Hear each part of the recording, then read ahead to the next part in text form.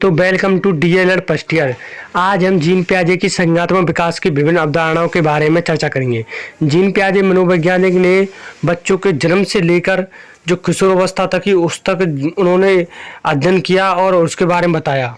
उन्होंने बताया था कि बच्चे के जन्म से लेकर किशोरावस्था तक बच्चे किस तरह सोचते हैं, उस पर उन्होंने पक्ष प्रभावित किया कि बच्चे किस तरह से सोचते हैं जन्म से लेकर।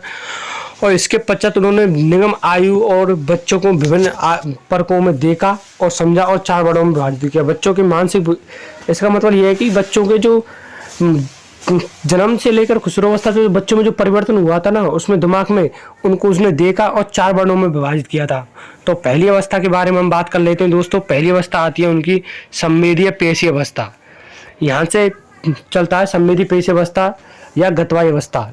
इस अवस्था में बच्चा केवल संवेदना और शारीरिक क्रियाओं के द्वारा ज्ञान अर्जित है। इस अवस्था में संवेदना और शारीरिक क्रियाओं, इस अवस्था में बच्चे को बोलना तो जानता नहीं है, शारीरिक क्रियाओं के द्वारा ज्ञान अर्जित करता है। यह अवस्था बच्चे की जन्म से लेकर 2 वर्ष तक की होती है। यह अवस्था जन्म से लेकर 2 वर्ष तक की रहती है। इसमें बच्चा इंद्रियों के जरिए वस्तुओं, ध्वनियों, स्पर्धा आदि का अनुभव प्राप्त करता है।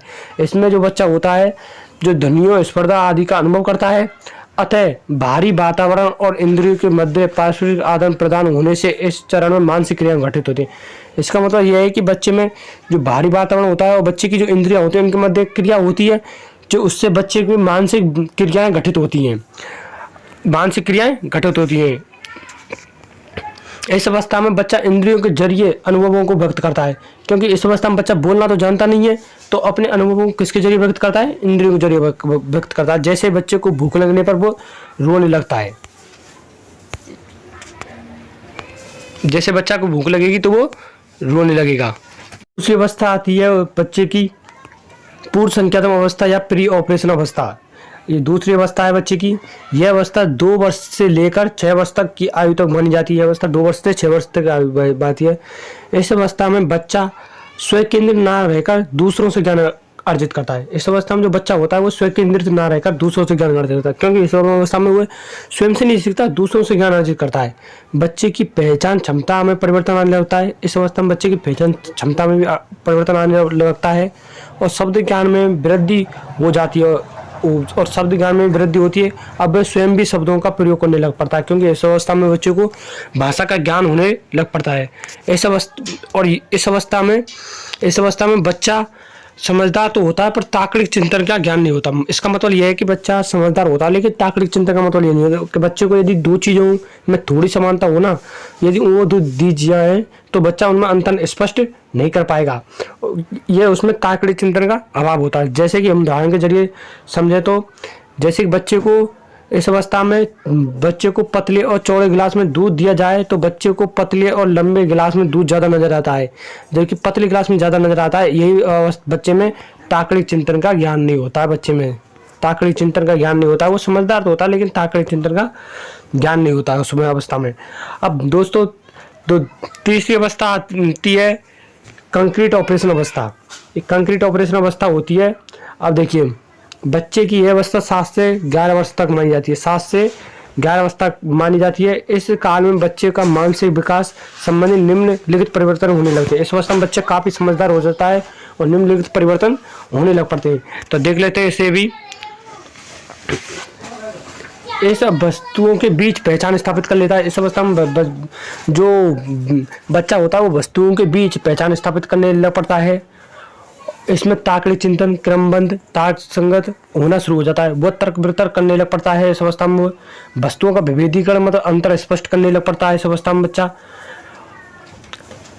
अब उसमें यह समझ विकसित हो जाती है कि जो वस्तु जिससे जितनी अधिक होती है दूसरी वस्तु उससे ही उतनी कम होती है। इसका मतलब यह है कि दोस्तों, जैसे कि 2 5 से कितना अधिक है? 3 अधिक है, तो 2 5 से 3 अधिक है, और 5 2 से कितना कम है? 3 कम है। 3 कम है, ये 5। तो मतलब जो जितनी वस्तु जिससे अधिक होती है वह दूसरी वस्तु उससे उतनी ही कम होती है। तो दोस्तों इस अवस्था में ये बच्चे की अवस्था आती है। अगली अवस्था आती है फॉर्मल ऑपरेशन अवस्था या अमूर्त संज्ञानात्मक अवस्था। फॉर्मल ऑपरेशन अवस्था अमूर्त अवस्था आती है।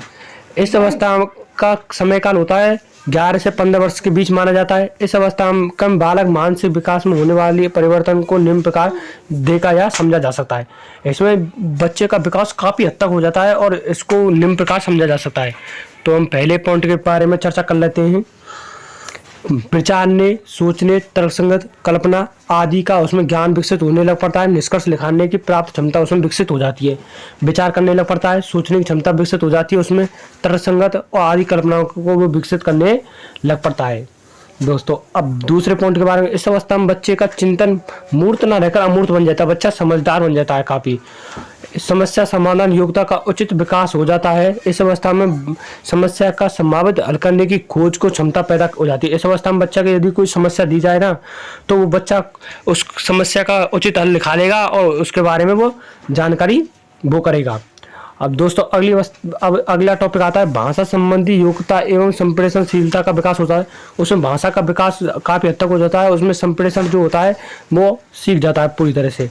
अगला आता है प्रयास त्रुटि विधि के स्थान पर वो बौद्धिक विकास करने लग पड़ता है। इसकी वजह से वो बच्चा यहाँ पर रटता नहीं है, वो बौद्धिक विकास की क्षमता विकसित हो जाती है, उसमें वो बौद्धिक विकास उसमें विकसित हो जाता है और वह बुद्धि का प्रयोग करने लग पड़ता है। ये सब अवस्था में बच्चे में ये निम्न परिवर्तन होते हैं। दोस्तों शायद ये आपको ये वीडियो समझ में आई होगी, और यदि आपको कोई भी इसमें दिक्कत आ रही है तो मुझे कमेंट करें, मैं आपको बता दूँगा।